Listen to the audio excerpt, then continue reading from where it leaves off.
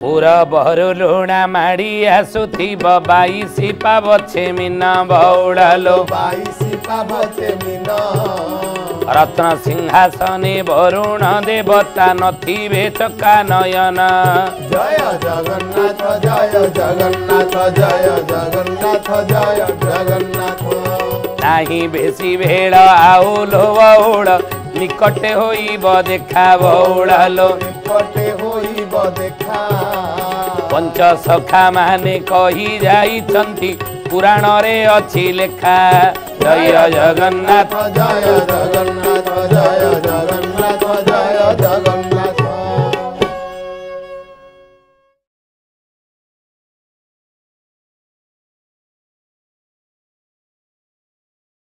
हरि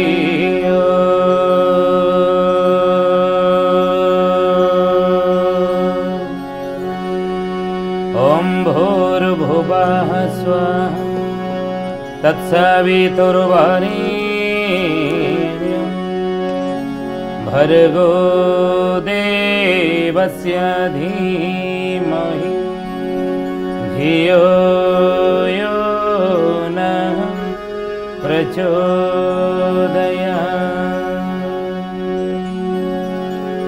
ध्यानामूलं गुरुर्मूर्ति पूजामूलं गुरुर्पदं मंत्रमूलं गुरुर्वाक्यं मोक्षमूलं गुरुर्कृपा मोक्षमूलं गुरुर्कृपा। पद्म one राजहंसाहि नमो अच्युत ब्रह्मा चरणी शरण मागई आओ न मागे आना। पद्म वन राजहंस हे नाम अच्युत ब्रह्मा चरणे शरण मागई आउ न मागे आन। निमाड़वासी हे मनमथ प्रभु शून्य पुरुष गणिल गणना करी हे कली काल भविष्य। पद्म वन राजहंस हे नाम अच्युत ब्रह्मा चरणे शरण मागई आउ न मागे आन। बोलिए महापुरुष अच्युतानंद जी की जय। शुद्धि यानी ज्ञानी गुणी मंडली आज मालिका वचन को आपण मानक स्वागत जनाऊँ अनंत कोटि प्रणाम सहित। आज मालिका वचनर आलोचनार शेष आड़ को आम जन भक्तर ना कहूँ कि से भक्त कौन तार ना कौटी तार जन्म जहाँ विषय महापुरुष अच्युतानंद 600 वर्ष तले मालिका शास्त्र तार ना लिखिदी जाइछन्ति जानिबा को चाहुछन्ति ताले मन दे शुणु था आज मालिका वचन। ये ज्ञानी गुणी मंडली आसुअछि बेळ काळ महापुरुष लिखिले आसुअछि काळ बेळ शपथ दिन जे हे बंधार जाई फूललो बेड़ू षड़ चक्र एक कर जाई फूललो बेड़ू षड़ चक्र एक कर जाई फूललो षड़ चक्र एक कर जाई फूललो। आसुअछि काल बेळ शपथ दिन जे हेब अंधार जाई फुललो बेड़ू षड़ चक्र एक कर। महापुरुष लिखिछन षड़ चक्र एक कर अर्थात साधना साधन निजको साथी आध्यात्म बाटे रह नीति बाटे रह सत्य बाटे रह ईश्वर आराधना कर ये षड़चक्र को साध शरीर भीतर जो षड़चक्र रही साधना मार्ग तो साधी। महापुरुष कहले भैरवी देव डाक चमक पड़ब सारा मुलक जाई फूललो कहीं नष्ट हेबे थोके लोक जाई फूललो तही नष्ट हेबे थोड़े लोक जाई फूललो নষ্ট হেবে থোকে লোক যাই ফুললো। କହିଲେ ବାବୁରେ କ'ଣ ହେବ ନା ଶପଥ ଦିବସ ହେବ ଅନ୍ଧାର। ମହାପୁରୁଷ ଲେଖିଲେ ଭୈରବୀ ଡାକ ଦେବ, ଭୈରବୀ ଦେବ ଡାକ, ଯାକୁ ହାଡ଼ିଦାସ ଲେଖିନାହାନ୍ତି। ଭୈରବୀ ଡାକ ଦେବ ଲୋ ବଉଳ ଜାଣ ଏ ଅଳପ ଦିନେ, ବଉଳ ଲୋ ଜାଣ ଏ ଅଳପ ଦିନେ। ମାଳିକା ବଚନ ନ ହୋଇବ ଆନ ଦେଖିବ ଦୁଇ ନୟନେ। ଜୟ ଜଗନ୍ନାଥ ଜୟ ଜଗନ୍ନାଥ ଜୟ ଜଗନ୍ନାଥ ଜୟ ଜଗନ୍ନାଥ। ଆକାଶ ବଜ୍ର ପଡ଼ିବ ଲୋ ବଉଳ ଜାଳି ଦେବ ଭୂମଣ୍ଡଳ, ବଉଳ ଲୋ ଜାଳି ଦେବ ଭୂମଣ୍ଡଳ। ଶ୍ରୀ ଜଗନ୍ନାଥଙ୍କ ରତ୍ନ ଚାନ୍ଦୁଆରେ ଲାଗିବ ସେ ଯେ ଅନ୍ଧାର।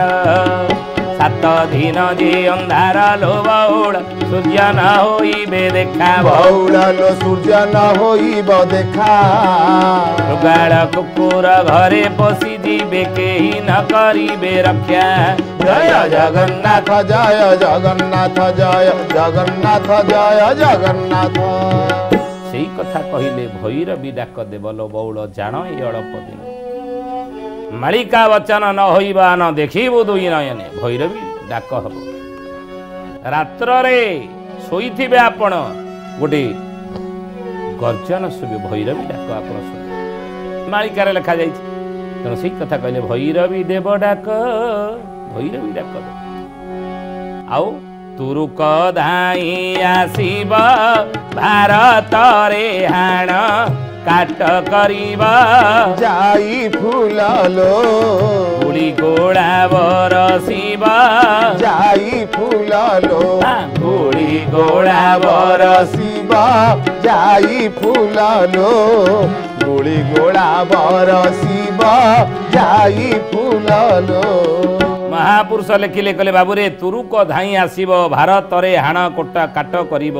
ଯାଇ ଫୁଲଲୋ ଗୁଡ଼ି ଗୋଳା ବରସିବ। ତୁରୁକ ଧାଇଁ ଆସିବେ, ସେଇ କଥା ମହାପୁରୁଷ ମଧ୍ୟ ଲେଖିଛନ୍ତି ମାଳିକାରେ। କହିଲେ ବାବୁରେ ତୁର୍କୀ ମାନେ ଧାଇଁ ଆସିବେ, ଚାଇନା ମାଡ଼ି ଆସିବ, ଭାରତରେ ହାଣ କାଟ କରିବ। ଯାଇ ଫୁଲଲୋ ଗୁଡ଼ି ଗୋଳା ବରସିବ। ଅଚ୍ୟୁତ ସେଇ କଥା ପଦ୍ମକଳ୍ପ ଟୀକାରେ ଲେଖିଲେ। କହିଲେ ଚାରି ଦିଗରେ ଚହଳ ପଡ଼ିବ, ଚୀନା ସଙ୍ଗେ ଆଦ୍ୟ ସମର ହେବ। ଚୋର ମାତ୍ରେ ମାତ୍ରା ଅଧିକ ହେବେ, ଚାକିରିଆ ମାନେ ଫେରସ୍ତ ଯିବେ। ଚୌହାନ ଥିବ ସେ ଦେଶେ ଯେ, ବିଶ୍ୱାସଘାତକ ପରିଶ୍ରବାସେ ତ ଜନ୍ମ ସୁର ଅଂଶେ ଯେ। ସେ ବିଶ୍ୱାସଘାତକ ପରିଶ୍ରବାସେ ଯେ, ଜନ୍ମ ସୁର ବଂଶେ ଯେ। ମହାପୁରୁଷ ଲେଖିଛନ୍ତି। ଅଚ୍ୟୁତାନନ୍ଦ ମହାପୁରୁଷଙ୍କର ପଦ୍ମକଳ୍ପ ଟୀକା। ଜ୍ଞାନୀ ଗୁଣୀ ମଣ୍ଡଳୀ ସେ ପଦ୍ମକଳ୍ପ ଟୀକାରେ କହିଲେ ଚାରି ଦିଗରେ ଚହଳ ପଡ଼ିବ। ପୂର୍ବ ପଶ୍ଚିମ ଉତ୍ତର ଦକ୍ଷିଣ ଏ ଚାରି ଦିଗରେ ଚହଳ ସବୁ ପଡ଼ିବ ଲୋକମାନଙ୍କ ଭିତରେ। କାହିଁକି ନା ଚୀନା ସଙ୍ଗେ ଆଦ୍ୟ ସମର ହେବ।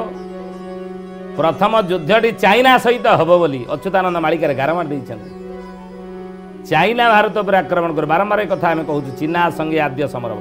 ଚୋରମାନେ ମାତ୍ରା ଅଧିକା ହେବେ। ଚୋରମାନେ ଅଧିକା ମାତ୍ରାରେ ହେଇକିନା ବର୍ତ୍ତମାନ ହେଇନାହାନ୍ତି ଚାରିଆଡ଼େ। এই জ্ঞানী গুণী মণ্ডলী অফিসর মানে মধ্য কাহাକୁ ସମାଲୋଚନା କରିବା ଆମର ଉଦ୍ଦେଶ୍ୟ ନୁହଁ। ବ୍ୟାଙ୍କ ହଉ, ବିଭିନ୍ନ ଅଫିସ ହଉ,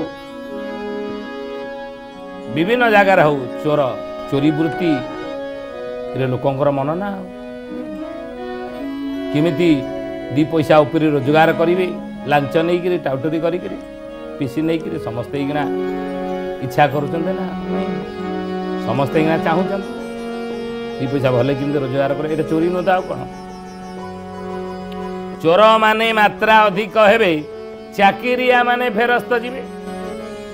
ଚାକିରିଆ ମାନେ ଆଜି କୋଉଠି ଭ୍ୟାକେନ୍ସି ଅଛି ନା, ଅନେକ ପୋଷ୍ଟ ଫାଙ୍କା, କିନ୍ତୁ ସରକାର ଆଉ ଦେଖନ୍ତୁ ଆଜିକାଲି ପରିସ୍ଥିତିରେ ଚାକିରିଆ ମାନେ ସବୁ ଫେରସ୍ତ। ଆଉ ଛଟେଇ ବି କରୁଛନ୍ତି।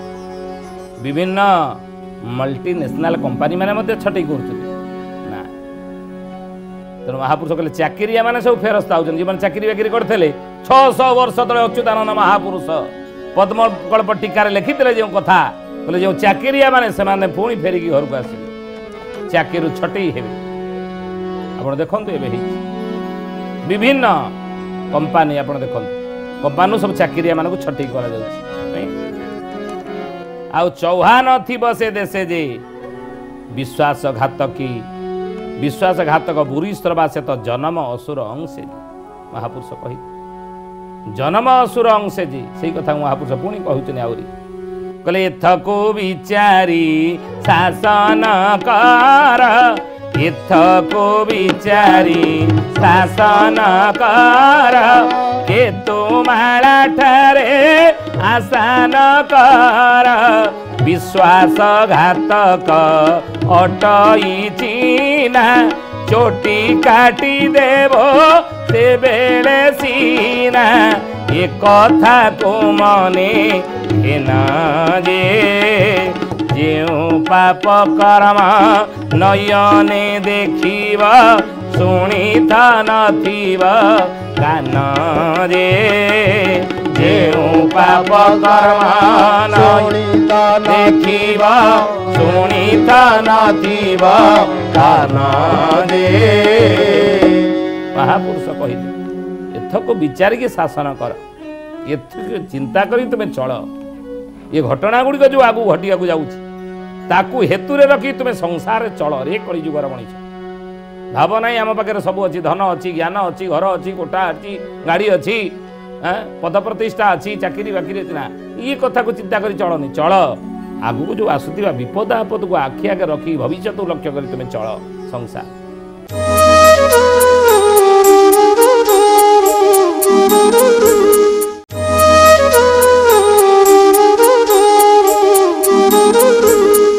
महापुरुष जो पाप कर्म नयने देखिब शुणी तो नथिब कान जे नेपाल भूटान सिक्किम मान चाहिए भारत हेबाकु भिन्न शासक दल रे विभाग होई निज निज छिद्र देवे जणाई से बड़ बड़ धना गार रे जातीय पांठी को आईनी कराई काढ़ी नेबे सरकार जे जातीय पांठी को आईनी कराई काढ़ी नेबे सरकार जे महापुरुष लिखिते आगो आलोचना करिबा ये ज्ञानी गुणी मंडली आ दरकार ना आपण मारे बुझी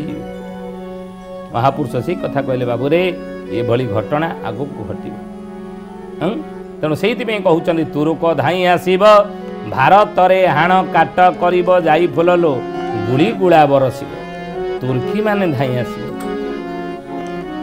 देख धीरे धीरे से बड़ी परिस्थिति आड़ को वर्तमान समय से बड़ी घटना घटवाई संकेत मान देखादेलानी संकेत माने आपण देखि सारी बेसी आलोचना करने आवश्यकता नहीं महापुरुष से कहते बाबू रे ये भली घटना आगु को घटे देखिब पवित्र नयन देखिब बौल पवित्र नेत्र रे कथा गुड़ी देखिब पुणी कौन कहले के सत सत कोठा घर पोड़ी जड़ी हेब किनार खार जाई फुललो ताहा शुणिबु बेनी कर्णर जाई फुललो ताहा शुणिबु बेनी कर्णर जाई फुललो शुणिबु बेनी कर्णर जाई फुललो सत सत कोठा घर पोड़ी जड़ी हेब किनार खार जाई फुललो ताहा शुणिबु बेनी कर्णर ये आश्चर्य लगुनि चाड़ घर सीना पोड़ी हुए महापुरुष लिखिते चाड़ घर सीना पोड़ी हम चाड़ घर होता निआ लगी जाऊला कौन कारण निआ लगी पोड़ी होता आज देखु कोठा घर निआ लगुनि आई गुजरात रे सूरत रे सेपटे निआ लगिला ना हॉस्टेल निआ लगिला कोचिंग सेंटर रे अनेक मले कोठा घरे निआ लगुच पोड़ी जाली हेब कि नार खार पोड़ी जली जाऊँ कोठा घर मध्य सत सत कोठा घर पोड़ी जली हेब कि नार खार पोड़ी जलिकी कि नार खार धीरे धीरे हम महापुरुष लिखिछन आउ ता शुणु बेनिकर्णर शुणु कोणार करे जे आओ सहीब के अबा युद्धर दाओ जाई फुलालो दुष्ट मारी देवे चाहूं चाहूं जाई फुलालो दुष्ट मारी देवे चाहूं चाहूं जाई फुलालो मारी देवे चाहूं चाहूं जाई फुलालो। ज्ञानी गुणी मंडली महापुरुष ले कोणार करे जे आउ सहीब के अबा युद्धर जाऊ कोणार्क आमर कोणार्क पुणी कोणार्क सेठी मध्य महापुरुष जाई फूल मालिका लिखिछन युद्धर घनघटा लगी रहिबो आगो को युद्धर घनघटा सेठी मध्य लगी रहिबो बड़ देउल भितरे आना गोला हेबा सेही बेला रे जाई फुलालो तुही देखिबो या नेत्र रे जाई फुलालो तुही देखिबो या नेत्र रे जाई फुलालो देखिबो या नेत्र रे जाई फुलालो। बड़ देउल भितरे हाण गोल हेब सही बेला रे जाई फुलालो तू देखिबो या नेत्र रे बड़ देउल भितरे है फनी बात्या नीलचक्र को बक्र करदेला कल्पवट डाल भांगीगला महापुरुष कहते ये घटना घटिले बड़ देउल भितर हाण गोल आगू हो लिखिक रखते ये कथा देखिए बड़ देउल भितर हाण गोल हेब बोली अच्युतानंद महापुरुष मालिका लिखिले आउ खाली सेतिक नुहे पुणी लिखिले बोले बाबू रे हेरा गोईरी साही रे रकत धारटी बही बखरे जाई फुलालो जहा हे बटी से ही बेड़ा रे जाई फुलालो जहा हे बटी से ही बेड़ा बेड़ा रे जाई फुलालो हे बटी से ही बेड़ा रे जाई फुलालो। बोले हेरा गोईरी साई रे रकत धारटी बही बखरे जाई फुललो जा हेबटी से बेड़ा हेरा गोईरी साई रे महापुरुष कहते रकत धारटी बही बखरे महालक्ष्मी कौन करती हेरा पंचमी दिन जो जगन्नाथ महाप्रभु गुंडीचा घरे था रथयात्रा समय रे तीन रथरे विराजित हो तालध्वज दर्प दलन नंदीघोष रथरे विराजित हो चतुर्धामूर्ति जिते कौटिना जानती गुंडीचा मंदिर रे ये गुंडीचा मंदिर थिबा दिन हेरा पंचमी दिन पंचमी जो पड़ो हेरा पंचमी दिन माँ महालक्ष्मी महाप्रभु को अपेक्षा करी करी जानती गुंडीचा मंदिर प्रभु एते दिन है गले कहीं आसुना मो कथा मन पड़ूनी बड़ देउल कथा मन पड़ूनी माँ महालक्ष्मी मन पकईकी जाती एवं जितेबाला महाप्रभुंर दर्शन पाती ना तेरा पड़ जाए सेतबे महालक्ष्मी फेरिकी आसते रागरे तम तम हो नंदीघोष रथर गोटे चकर गोटे भांगी दियो एवं से भांगी सारा परे सेवक मान द्वारा हेरा गौरी साई बाट दे आउ सिंहद्वार दे न जाई बड़दाण्ड दे न जाई हेरा गौरी साई बाट दे पड़ी आसती बड़ देउल तेणु से अच्युत महापुरुष जाई फूलमालिका लिखिले हेरा गौरी साही रे रकत धारटी बही बखरे जाई फुलालो जहा हे बटी से ही बेड़ा रे जाई फुलालो जहा हे बटी से ही बेड़ा रे जाई फुलालो हे बटी से ही बेड़ा रे जाई फुलालो। बोले बाबू रे हेरा गौरी साई रे हाण रकत धारटी बहिब खरे हेरा गौरी साई रे रक्त धार मध्य बहिब महापुरुष मालिका लिखिछन कथा आमे कहून आउ खाली सेतिकी नुहे महापुरुष पुणी कहले खाली सेतिकी हेबनी आउरी अनेक घटना मान घटिब 22 पाव छे जाना रकत सुअटी बहिब पुणा जाई फुलालो पड़ी से सजे प्रहरा जाई फुलालो पड़ी से सजे प्रहरा जाई फूलालो कड़ी से साजे प्रहारा जाई फूलालो। ज्ञानी गुणी मंडली श्रद्धे जाने ई विषय गुड़िक ये पद गुड़िक आसंता काली बुझेबा जाई फूल मालिकारे अच्युतानंद जो पद गुड़िक लिखिले केमती 22 पावच रक्तर सुଅ छुटिब बड़ दौड़ भितर हाणगोल हेब केतेबेले काहींकी हेब कौन पाई हेब ए कथा आसंता काली के आम आलोचना करिबा। आ तो समय हिजी बाणी की विराम देबा। जणे भक्तर ना कही किए से भक्त महापुरुष लिखिले मालिकारे कहले बाबू रे एक भक्त अछि अंध बेनी चक्षु नियाली ग्राम रे घर बौड़ाल नियाली ग्राम रे घर अड़सपुर रे चौचकी ठारे बही भरकत धार। जय जगन्नाथ जय जगन्नाथ जय जगन्नाथ जय जगन्नाथ। एक भक्त अछि अंध बेनी चक्षु दी आखि तार अंध आखि की देखा जाऊ नथियो महापुरुष कहले कहले बाबू रे एवं कोउडी नियाली ग्राम रे कटकर नियाली से नियाली रे जन्म होइथिव। भक्त ना कहलु आपण ठाब करिवे लिखि रखि थान। समय हिजी बाणी की विराम देबा प्रभुंकर नाम ले हरि हरि घोषा पाप ताप नाश शरण सरोज पादे शरण सरोज पादे यथो बड़ी भाव आओ न मिलीब न मिलंती हरि वेदे न मिलंती हरि वेदे।